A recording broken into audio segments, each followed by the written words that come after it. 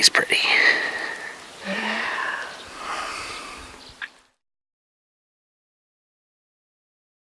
Hey guys, Ryan with Traditional American Hunter, traditionalamericanhunter.com. I am doing a What's in My Pack video. There is stuff everywhere. I'm going on an elk hunt.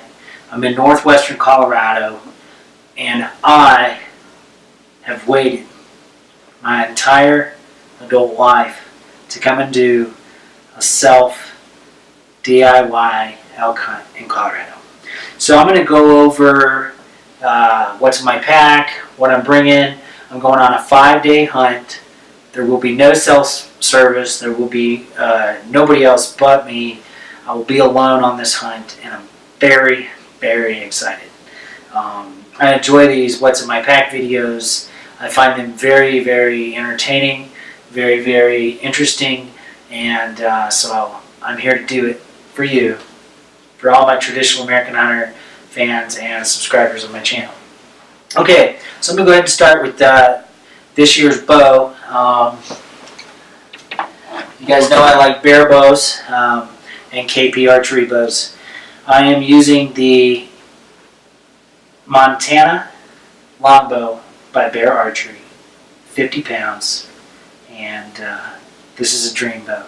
From the very first time I shot one 3.5 years ago in Texas, not too far from where my little dog Oscar was born, at the Cabela's there, I loved it. I fell in love with it. Bear wraps this handle with leather. It's so comfy, and it's a 64-inch bow. I'm 65 inches tall. I'll save you the math. I'm 5'5" without my boots, and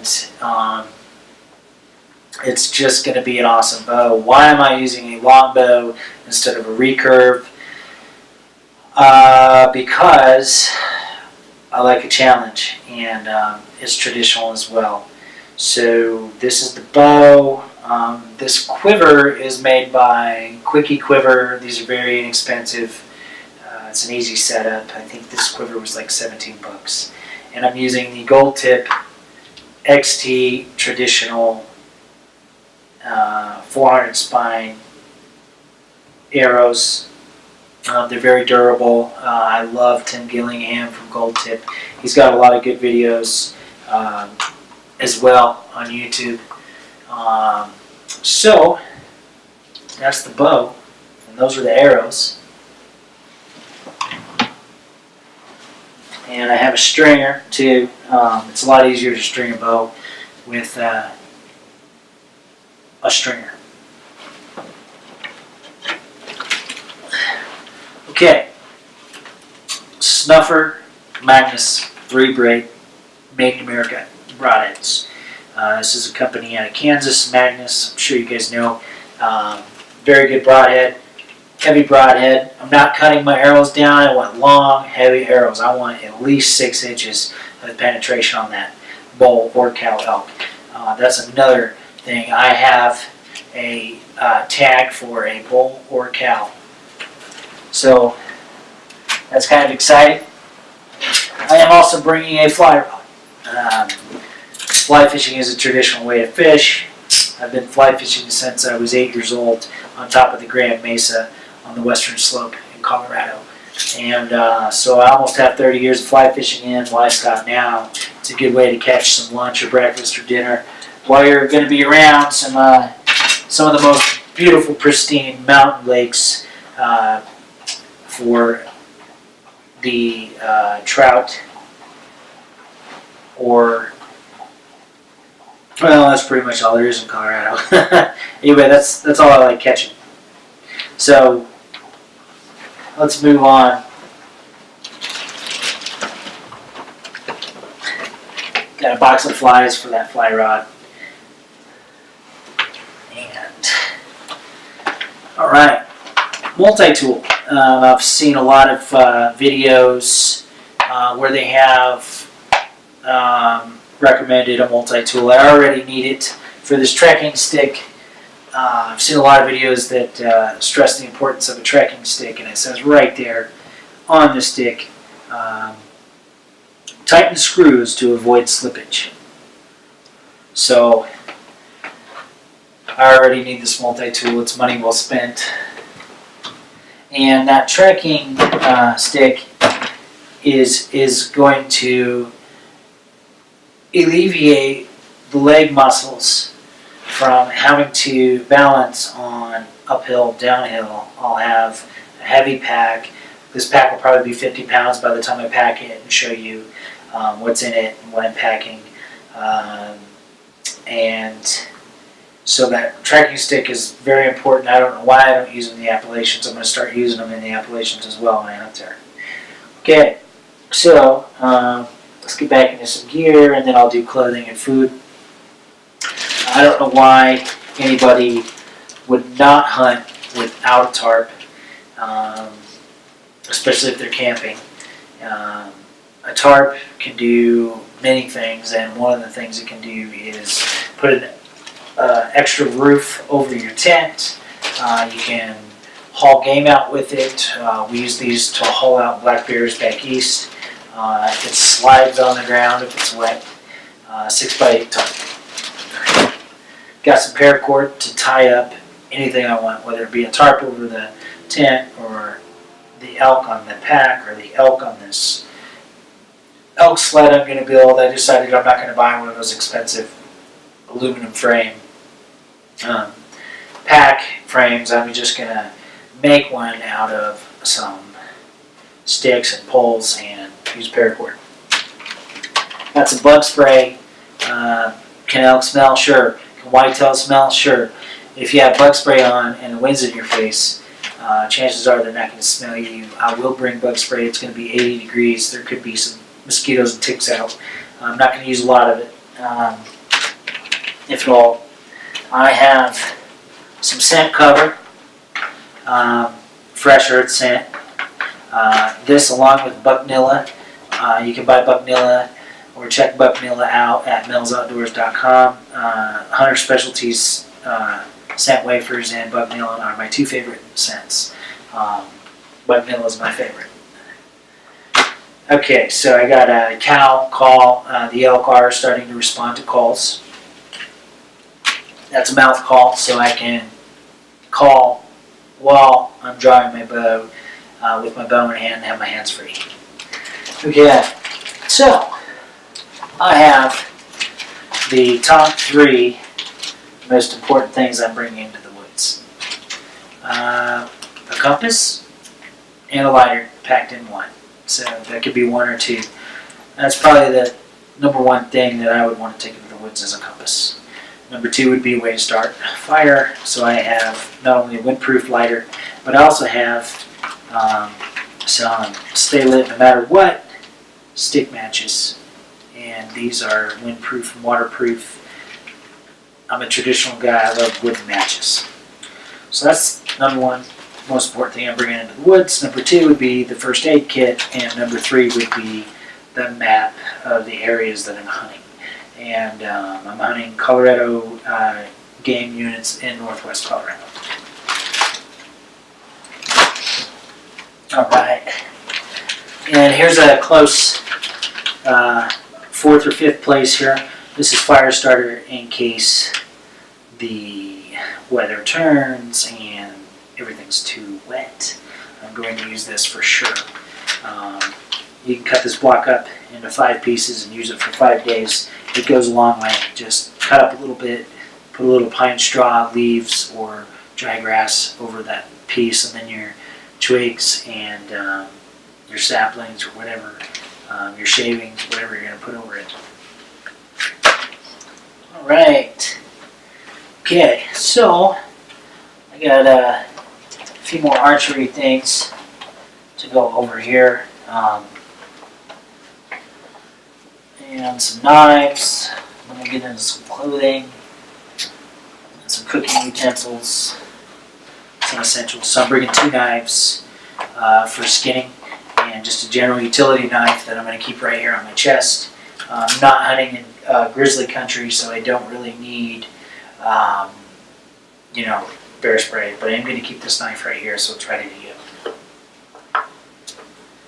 This knife is strong enough, sharp enough to skin it out, but I bought the wild pair These are really good. They're made by Outdoor Edge, a Colorado company, and they have a caping knife and a skinning knife. I've used these before. I have a pair back east. Definitely an essential. They come super sharp. All right. Let's see. Here's the last bit of archery gear. I got an arm guard. The reason I have an arm guard is because when you're shooting a longbow, that string tends to flop back and forth a little bit more than a recurve, which has a shorter string. Recurves don't really act like a longbow. The string on a longbow moves a lot more. I've shot a longbow before without an arm guard at a deer. I hit the deer, but what happened was the string hit my arm, stopped the arrow, slowed down the arrow. The arrow literally hit the top of the deer and bounced off. And then I killed the deer the next day, same deer, with my muzzleloader. And let's see, arm guard and some archery fingers. And what I like to do, it's early season, it's not too cold. I'm using some mid-weight or lightweight gloves, and I always wear gloves when I'm in the backcountry because I don't like cutting my hands on thorns and bushes, and if you fall, you can, cut your hand open. So this is how I wear my archery glove. I wear it actually over a pair of gloves, and I like fingers a lot better than, or a glove that has fingers a lot better than a tap. And I've just always liked that better. I feel like the string just rolls off a little bit better there. Okay, so that's that. I'm bringing a face mask, and it goes over the head too. I don't like wearing camo on my face when it's hot. It's going to be 80 degrees, so bringing a breathable face mask. It's all polyester. All right, here's some elk bags. These are some game bags. This is the deluxe quarter bag unit, made in USA. There's 4 pieces for 4 quarters, and then I bought the extra deer quarter bag so I can put in some back straps, some longer parts, and I'm pretty sure I can take my ribs like I do my deer ribs from the elk. I take the elk rib rack and fold it up over the shoulders in there, and that same bag. So these are definitely essential to keep the insects off your meat, off your elk that you're packing out if you harvest one. And that's that. So this is my cooking utensil, my only cooking utensil. It is a just a little 16-ounce, 18-ounce cup, and this will be what I boil water on. And I bought this nice little fork and knife set. Comes with a very sharp knife as well. Be careful with that knife. It is extremely sharp. I've gutted fish with that knife. That exact knife, this exact set. And they just snap together. The spoon and the fork. Like that. And those are my utensils, my only utensils.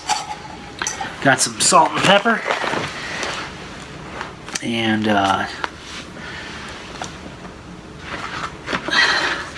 y'all know what that's for. Leather belt. I like leather belts. Here's my outer layer. This is a nice North Face jacket, which I got on sale. I've used it a couple seasons now. It works really good as a light wind, light rain jacket. It does not work in a heavy downpour. I have an emergency poncho for that. That could be the best dollar you ever spend. And that is what I'll use if there's a downpour. Okay, so I don't spend a lot of money on clothes. What I find is polyester works the best, and when it's cool or there's humidity or you're sweating, polyester or wool but polyester is definitely cheaper. So this is the Magellan brand little fleece jacket. And then I got a nice Wrangler olive. It's like a cotton twill, very comfortable shirt. Earth tones are very good.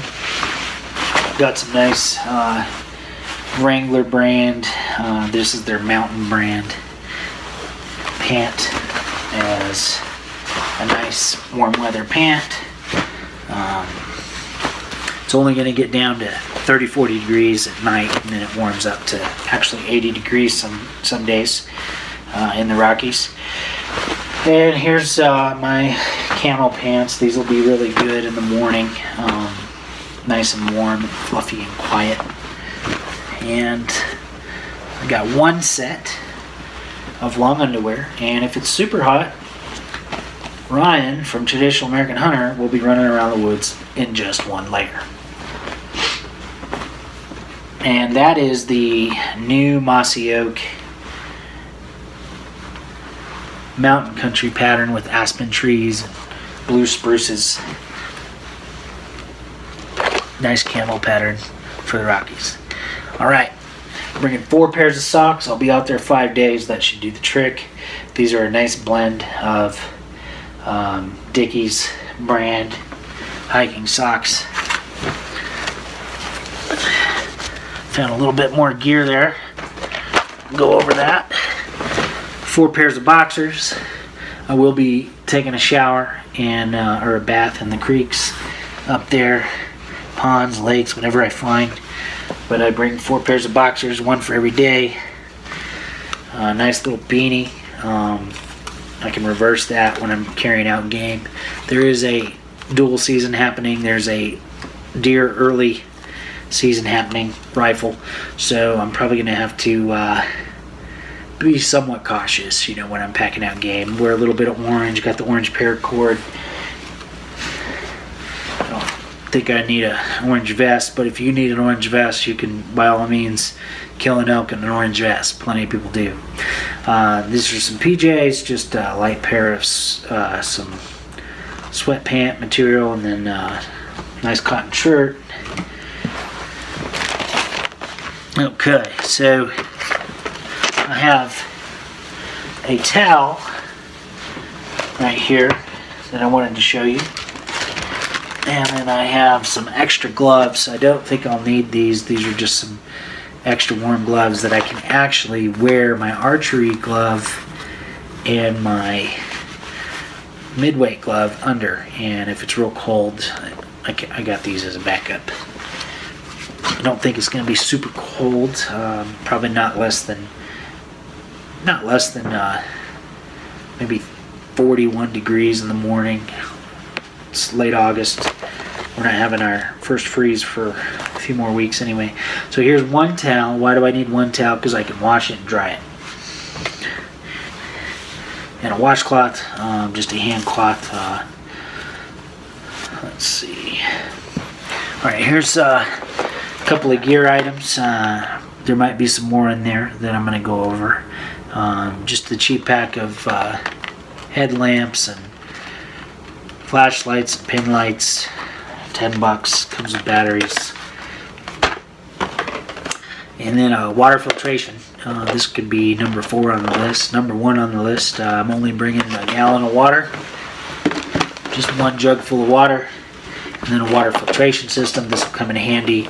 I will definitely need that. Okay guys, just to finish up here with the food and my packs, my tent, my sleeping bag. Definitely bringing a hat. It's a cool Colorado logo there. Olive green, one of my favorite colors. And some boots. These are $100 boots. I got them at Sierra Trading Post. They were super cheap. I think they were $53 out the door. They got great reviews. It's Pacific Mountain hiking boots, and these are sort of mid-weight kind of summer boots. Waterproof, really comfortable. They have memory foam soles. You definitely want to wear something that's comfortable if you're going to wear it all day. I've definitely found that out. This is a 5-day hunt. Again, I will have no contact with the outside world. I'll be completely solo hunting. Okay, so for food, I'm bringing lots of protein, jerky, almonds, summer sausage. Probably 5 pounds of food here. Trying to stay away from sugars, but I got some baked beans. My favorite can of baked beans. You just pop the top. Don't need the can opener. A couple granola bars. I'm going to split these up for 4 days. Again, I'm trying to stay low sugar on this hunt. And I got these interesting little MREs. I hadn't eaten an MRE in a long time, so I need something light. You just add hot water. Beef stew, beef stroganoff, stuff like that. And a couple packs of oatmeal for a really cold morning. I might want some oatmeal. Okay. Alright, got some more gear here. Unscented wet wipes. Game cleaning bag. Gotta wear rubber gloves if you have them. You don't want chronic wasting disease. You don't want some disease that they say is not transferable to humans, but maybe it's not a good idea. There is chronic wasting disease out here, other diseases, and I just like to wear rubber gloves if I can when I'm skinning deer or elk or whatever. Got some extra plastic bags, just, you know, possibly for some meat, elk heart, and I definitely have my tag, my hunter safety card, and my ID in here in this bag, ready to go. If the game warden stops me or if I tag an animal.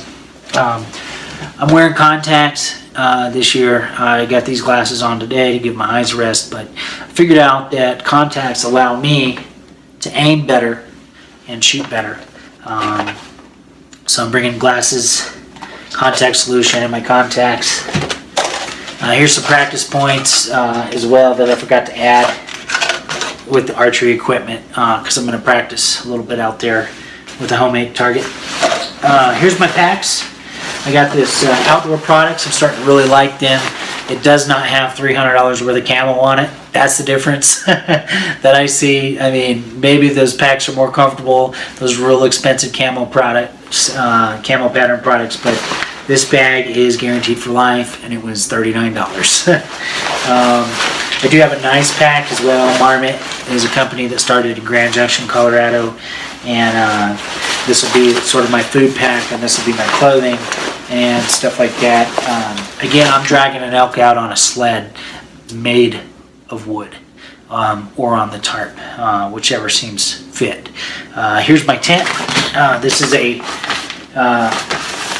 35 mile per hour wind resistant tent. It is heavy. This whole pack is going to probably be 50-60 pounds by the time I pack it up. I got this Dunn's Creek, goes down to 20 degrees Fahrenheit, sort of lightweight sleeping bag. Coleman tent, Coleman sleeping bag, nothing wrong with that. Again, you can spend $300 on a sleeping bag, $800 on a tent, and still sleep good. Alright guys, that's it. Check out Traditional American Hunter, traditionalamericanhunter.com for more videos, and I'll be filming the elk hunt, so stay tuned.